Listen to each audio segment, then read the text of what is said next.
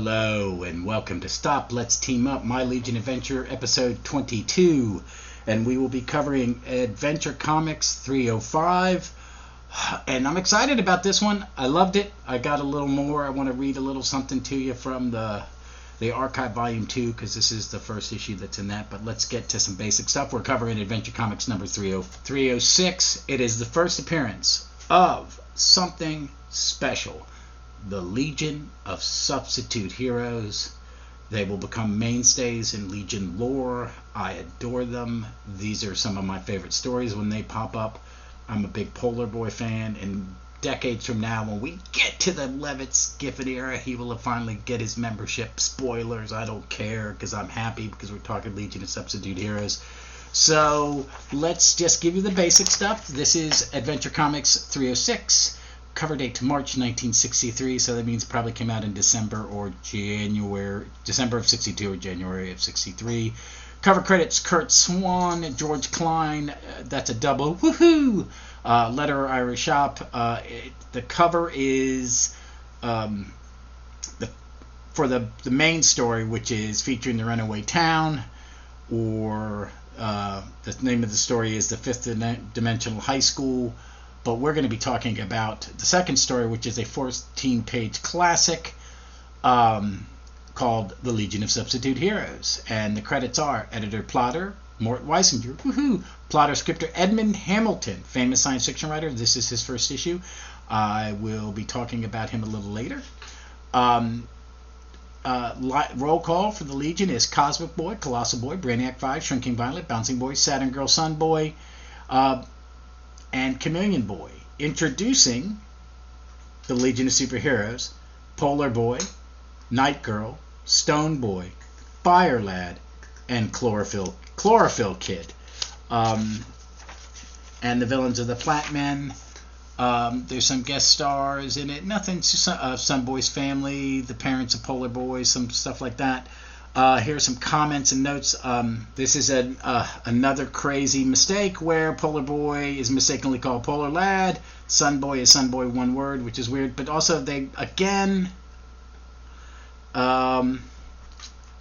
say it's the 21st century. So that kind of is. There's something. I'm going to read you a little excerpt from Paul Levitt's introduction to the second archive volume about. I just want to talk about what he says in this opening paragraph because it kind of touched me this time. Let's get to the synopsis. Oh, wait a minute. Another thing. It reveals that rejected Legion applicants get anti-gravity belts. That's kind of cool. I always thought that was kind of cool. So, let's get to this crazy synopsis. 5 rejected Legion applicants, Polar Boy, Night Girl, Sun Boy, Fire Lad, and Chlorophyll Kid, refuse to resign themselves to failure and band together as the Legion of Substitute Heroes. Secret pinch hitters for the real Legion. Together they build and equip a mountain headquarters and keep tabs on their heroes. However, discouragement soon sets in as they find the Legionnaires competently handling any and all threats to Earth. Eventually, though, when the Legion leaves the planet to combat a fleet of attacking robot ships, the substitutes discover that these ships are merely a diversion and uncover a plot by the malevolent plant men to take over the Earth. Traveling to their home planet, the substitutes thwart the Plant Man scheme and return to Earth as secret heroes. So, we never owned this individual issue. I don't know when I read it the first time. It would have been in a reprint, probably in an Adventure Comics Digest or a 100-page. I'd have to look through. I bought some of those wonderful 100-page 1970s volumes of Legion, and it may be in there.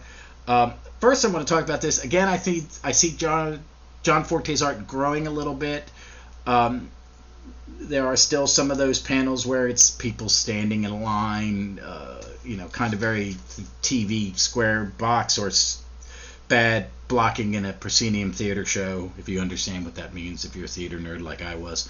But the art is gorgeous, I think, and I'll be posting some of the pages. Seeing Polar Boy, it's part of that thing of Legion lore where people come from planets where everybody has a superpower that they use to survive harsh climate, where Polar Boy's, how he describes it, because we live in the hottest desert of the hot planet Thar, and then there's some people talking, and they're all wearing the polar suits, and they go, our world again is nearing the orb nearing the sun in its orbit. The great heat storms are beginning. Fortunately, we can use our mental force to neutralize heat vibrations and create cold so it won't bother us. And see, because his power just blankets an area that's cold, they say, what does Sunboy say?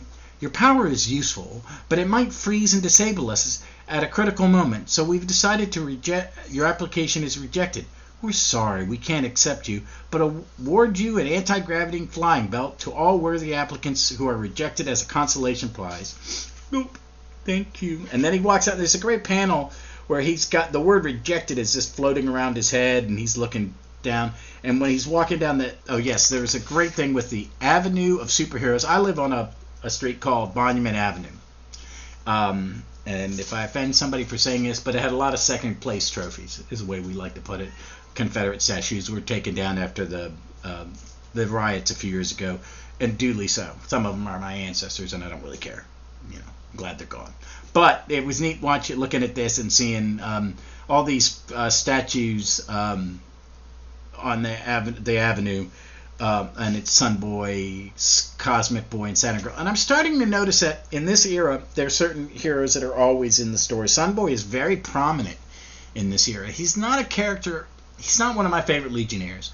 So I'm going to start kind of noticing as we go when certain writers are doing who becomes. Because I remember when I was a kid, Wildfire and Dawnstar and Timberwolf, he came back, and they became very prominent in, say, the Cary Bates and Dave Cockrum and Jim Shooter era, and the Mike Grell era of Legion.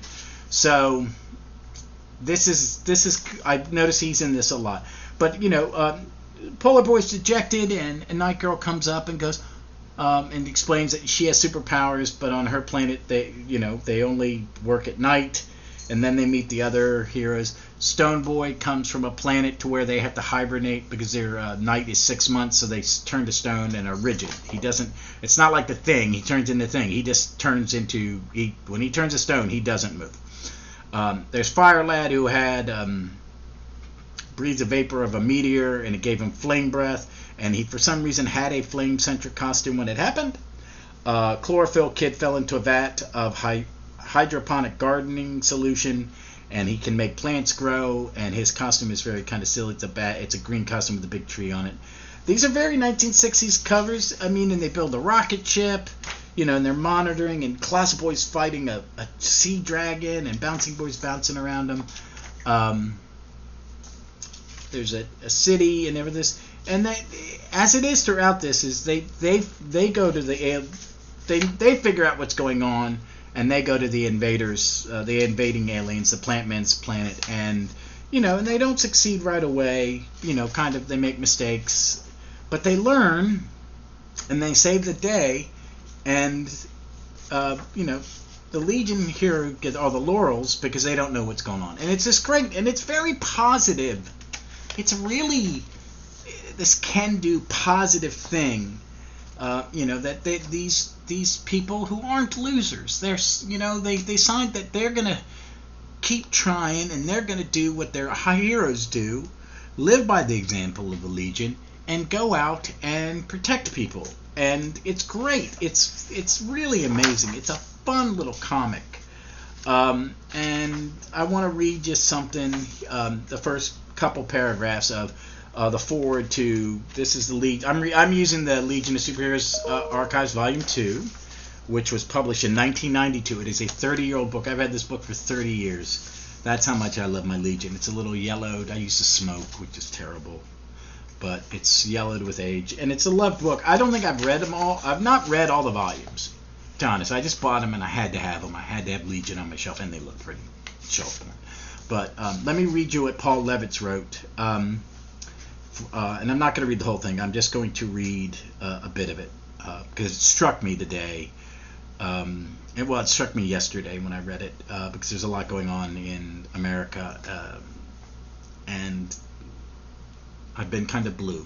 There's a lot of my country is hurting, and it's not going the way I would like it to go. And this kind of spoke to me. Welcome to the future. Or for those of you like me, whom the stories of this volume are a familiar part of your childhood, welcome back to the past. This is a very specific version of the future. This Legion of Superheroes. It is built on the specifications of America's golden age of science fiction, a period of intense optimism about the ability of science to solve the world's ills. A discovery would be made to answer each of the great plagues of mankind, from the physical, even to the extent of banishing death, to the social. Poverty would be the first among them to fall.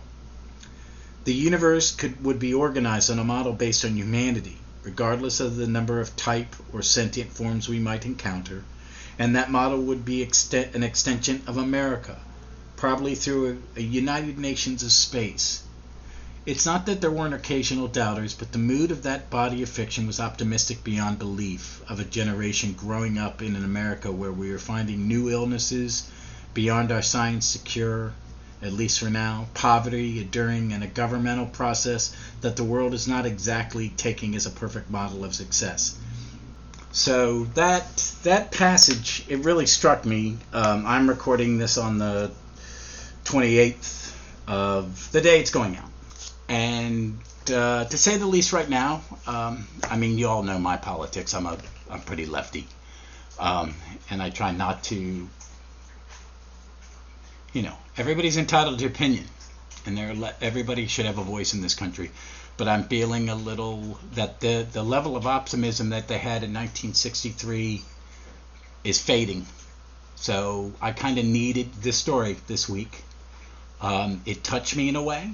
It's about people who don't give up on their dreams, and I like that. I think that is the American thing, is we come here. My grandfather came here as an immigrant from Scotland, found a trade working on newspaper presses, and his family advanced. My father went from poverty and lower income in Brooklyn, New York during the Great Depression to become a Marine and a Marine general and a man of character who tried to make the world a better place. And that's kind of why I kind of like superhero comics, is these people, these individuals trying to make the world a better place. And I think the substitute heroes are really a good example of that. I mean, the superheroes the regular Legion is great, but these are people that were told no, that they are told you're not good enough, and they don't care, and they contribute. That they're as good as the regular Legion as anybody else in the Legion. It's just a great story. It's full of optimism, and I needed it this week. Some decisions have been made in this country that I really disagree with, and we've got hearings about something that really bothers me. And I remember my childhood, being old enough to remember Watergate and the kind of malaise, watching my parents deal with the malaise of mid-70s America, and it's kind of like that. And this is the kind of entertainment I need. Comics are art. Art has an effect. It has a purpose. It showed me a better way today in this story, and I loved it, and I recommend it. I think we're in a stretch of great Legion stories that have a lot to say to me. Have characters. Next issue is the introduction of my favorite Legionnaire, the Element Lad. And it's more because of the Levitz version of him, I think, but I'm going to enjoy watching him grow. He's at times not used a lot, and then used a great deal. And as I said earlier with Sunbow, he's used a lot in this. But this is a story about optimism. This is a story about that even though you're told no, you can still contribute. That everybody has a skill or a superpower, and they can save the day. And it's great, and I think it's absolutely amazing. And actually, Levitz is pointing this out because Edmund Hamilton is one of the greats of science fiction. There's a little bio in the back of the archive, and I'm going to read that to you. This is from DC's Archive 2, copyright 1972. This is fair use. How's that? Edmund Hamilton. During the 1920s and 30s, Edmund Hamilton was a pioneer in the world of science fiction, a prolific writer who sold countless tales to legendary pulp magazines such as Astounding and Amazing. In 1939, he created his best-known hero, Captain Future, a prototypical space adventure cut from the same cloth as Flash Gordon and Buck Rogers. In 1946, editor Mort Weisinger, former pulp editor and longtime friend of Hamilton's, hired Hamilton as a writer for Batman and later Superman. Not long after, Hamilton's literary agent, DC editor Julius Schwartz, put him to work crafting science fiction stories for strange adventures and mysteries in space. A master plotter, Hamilton was tapped to write many of the early Legion stories, though he had little trouble juggling the strip's numerous heroes and heroines. Hamilton once admitted that one character I found it the devil and all to use was Triplicate Girl. Her power was that she could split herself into 3 different girls, all exactly alike. You think that's easy to use in a story? Triplicate Girl consistently baffled me. Hamilton retired from comics in 1966 in order to travel the world with his wife, science fiction author and screenwriter Lee Brackett. He died February 1st, 1977. Lee Brackett wrote screenplays to the second Star Wars movie. It's a great story. She's great. So I just wanted to read that because I have not done a bio on everybody, and we'll probably do that in the main podcast.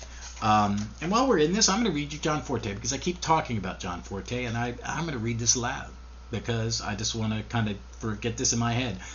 Artist John Forte began his comic career at Marvel, then Timely in 1942, collaborating with a young Stan Lee on the backup strip, The Destroyer. Oh, that is so cool. Forte went on to work on several top comic publishers throughout the 40s and 50s. His clean, sharp line gracing features and qualities Blackhawk and Gleason's Black Diamond. Following his tenure as a horror artist for ACG, he began a long association with DC Comics as illustrator for girls' romances and girls' love stories. Forte was quickly co-opted by Mort Weisinger, editor of DC's numerous Superman titles, who in 1961 assigned Forte the regular feature Adventure Comics' Tale of the Bizarro World. Though the Bizarro World feature lasted little more than a year, Forte immediately assumed the art chores on the feature that replaced it, The Legion of Superheroes. As the Legion's first regular artist, Forte established a definitive look for the characters and the feature, which he drew until his death in 1965. Wow, I didn't know he... Oh, that's sad. That's sad. But I'm loving it. This was a great comic. It is well worth your time. And I'm glad I read it. I needed it. It was a tonic this week. And I'm about to read the second Marvel feature for a recording on Thursday about the Defenders, and I've got some recording this weekend. I have not decided what Saturday's comic will be, but I think it'll probably be whatever wins the team-up poll.